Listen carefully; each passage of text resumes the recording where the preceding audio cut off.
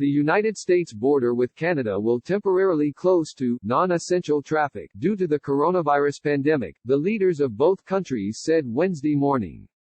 The U.S.-Canada is the world's longest border between two countries.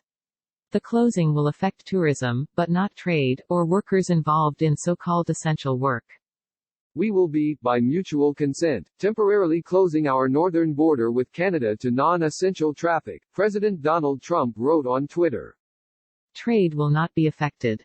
Canada's Prime Minister Justin Trudeau, at a press conference in Ottawa, said, "I just spoke to President Trump again this morning, and we have agreed that both Canada and the United States will temporarily restrict all non-essential travel across the Canada-US border. Travelers will no longer be permitted to cross the border for recreation and tourism.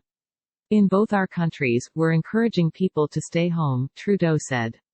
"We're telling our citizens not to visit their neighbors unless they absolutely have to. Well, this collaborative and reciprocal measure is an extension of that prudent approach." Trudeau emphasized that essential travel will continue. That, he said, includes Americans and Canadians crossing the border to do essential work and for other urgent reasons. Our governments recognize that we preserve supply chains between both countries, he said. These supply chains ensure that food, fuel and life-saving medicines reach people on both sides of the border.